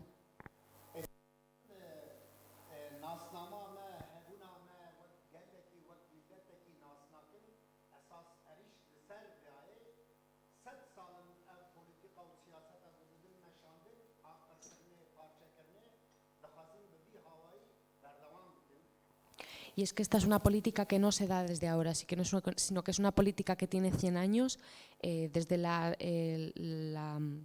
el troceamiento del Kurdistán, donde a través de la violencia, a través de la represión, se ha tratado de destruir la identidad kurda.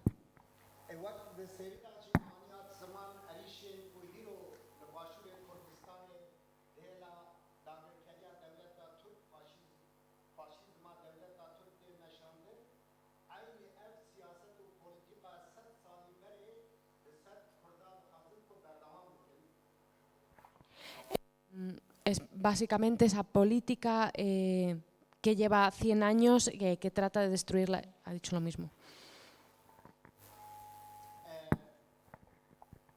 لیبره تکی که 50 سالن مخرم میراثت بردسته وره. او میراثا میراثی گلکی ببها گلکی به بدل مزن به برفدان گل کرد به ای دوست وی و به ای گریلای کوهزاوان و ایرادوان نشکراندن ای نشاندن گلکی درفت و امکان آفراندن و درخستن وره. Es precisamente la herencia de esta resistencia en prisión lo que ha dado de alguna manera unas características concretas al movimiento de liberación de Kurdistán, al Partido de los Trabajadores del Kurdistán, que ha sido retransmitido a las generaciones posteriores y que ha sido retransmitido a la lucha. Para nosotros, por lo tanto, es un momento muy, muy importante que reconocemos y que tenemos presente como parte de nuestra identidad. و او برخدانا او تکوشینا او میراث کو درکتی ہوئے طرف گل میں پیشنگیا پارتیا میں و به ریبر پیشنگیا ریبر آکو به فلسفه و پارادیگماوی با و به دوست میں ہمی جہان کنها گیرو راستیا پککی و تکوشینا قدم نشاندن آم افطار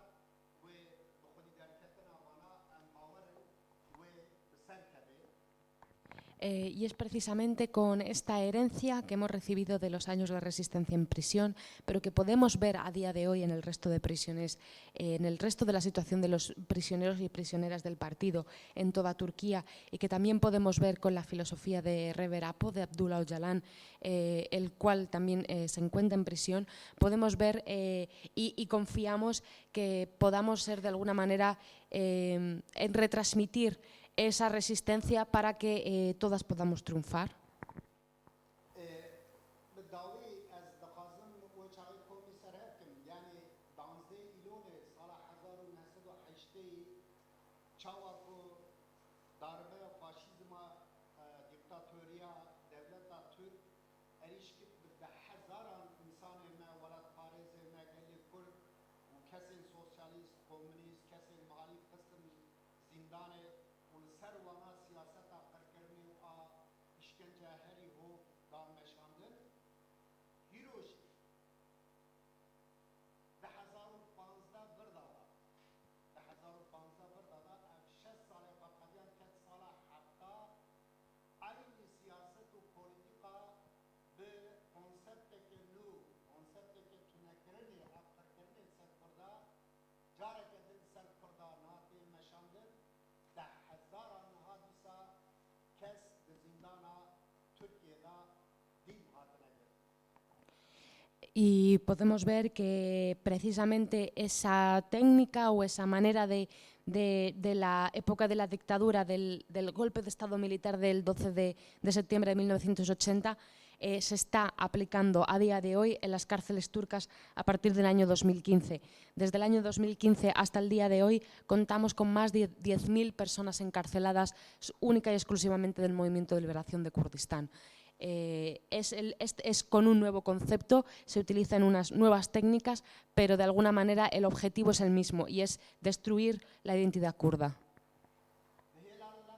Siyaseta demokratik avvekili da partiya me HDP ku siyaseta hemli Türkiye ve Kurdistan'ı dixwaze ku demokrasiye demokratik bune Kurdistan ve Türkiye ava bike dide meşandın hevserokê me milletvekilî me şaredarê me yani hatini tarafê gel da bi hezaran raya ve irada gel hatini hilbijartin hemin hat zindana da kesi endamê meclisê me kesên ê bajaran rêveberê me rayedarê me hemî dî niha di zindana Amedê di nava tecît û izolasyona te herî giran mezin dan. Podemos ver que muchísimos de los políticos del partido HDP, que es un partido nacido en Kurdistán, pero que también busca la democracia en Turquía, que busca el reconocimiento y la solución del conflicto kurdo-turco, están actualmente en prisión. Cientos de alcaldes, de coalcaldes y de coalcaldesas que habían sido elegidos democráticamente por la población han sido destituidos y metidos en prisión.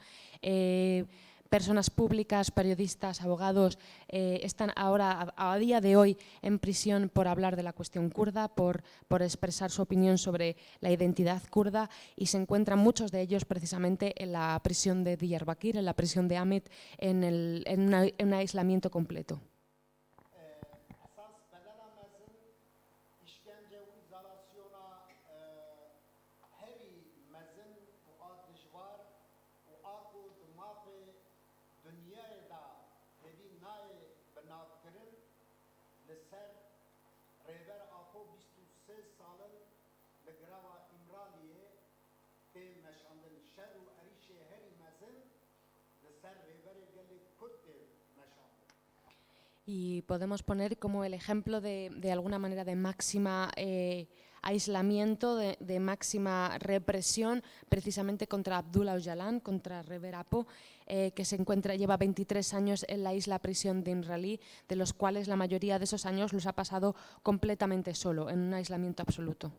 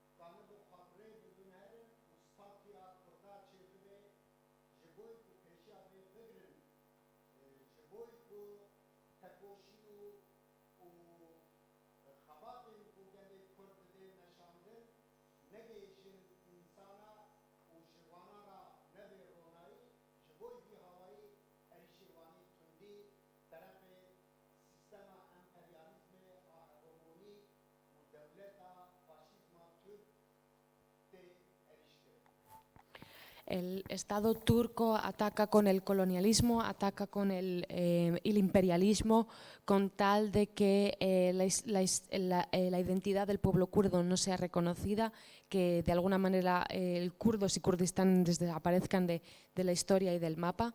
Ese es precisamente el objetivo de todo este sistema que lleva a cabo el Estado turco.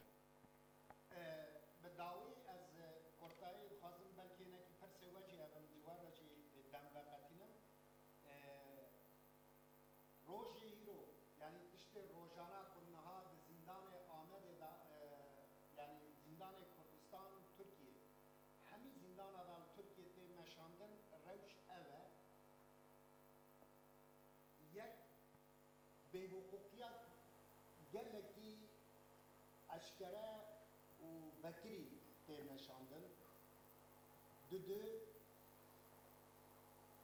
کسی نخوش کسی کوهیدیل بنده مرنه قاسی کو آگاهی تو داوی مگرتنی ایکو حسانم نزدیکی 1363 کس زندان نهاد ترکیه نخوش دوانا دا نوا 1363 کس تا 619 چقاس کس ایک و نخوشی اوان گران هیدیل بنده مرنینه نها گروشک وردان.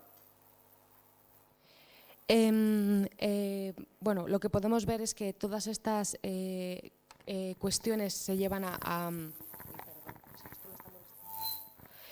Actualmente se encuentran en las prisiones turcas 1.363 presos en condiciones cercanas a la muerte por enfermedades.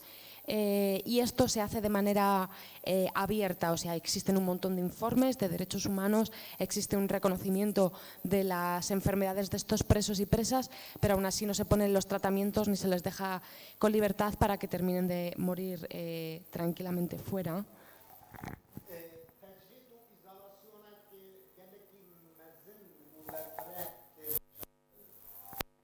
Existe una aplicación del régimen de aislamiento de una manera muy liviana, se utiliza de manera constante.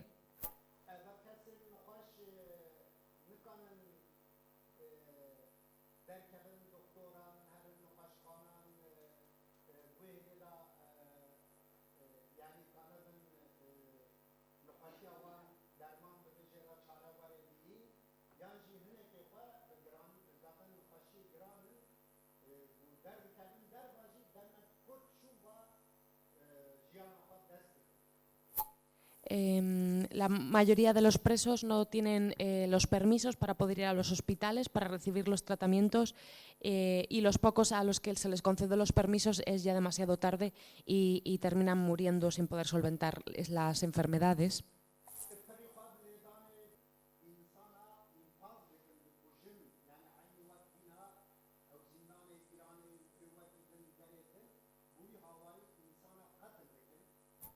Existe también una extrema violencia en cuanto a los presos dentro de las prisiones, una violencia física y psicológica brutal y de hecho hay varios casos de presos asesinados dentro de las prisiones que no terminan de esclarecerse o de llegar a juicio.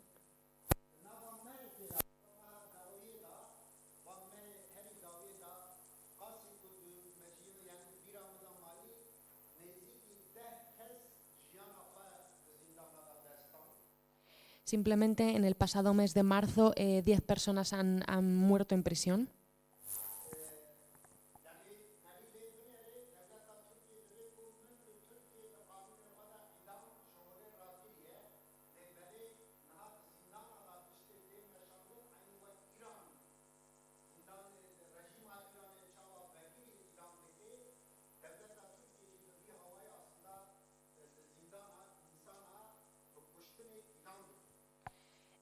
Así que podemos ver que aunque el Estado turco dice que ha anulado la pena de muerte dentro de su legislación, lo que hace el Estado de Irán de una manera abierta, que es asesinar a sus presos, lo hace el Estado turco de una manera encubierta.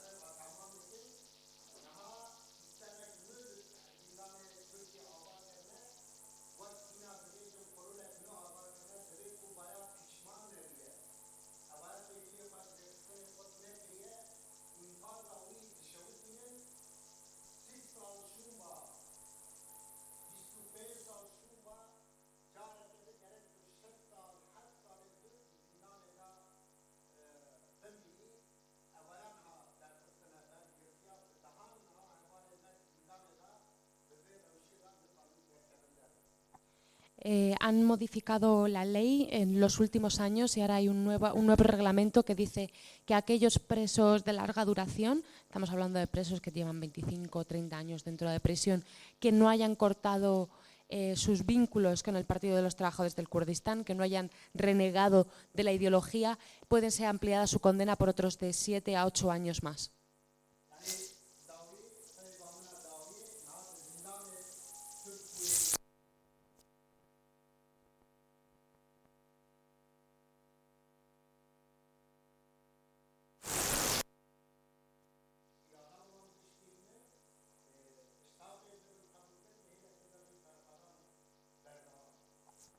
Por lo tanto, mis últimas palabras son para todas esas presas y presos que están en las cárceles, no importa si en las cárceles turcas o las cárceles de todo el mundo, su lucha y su resistencia es imprescindible para nosotros y por eso quiero saludarlos.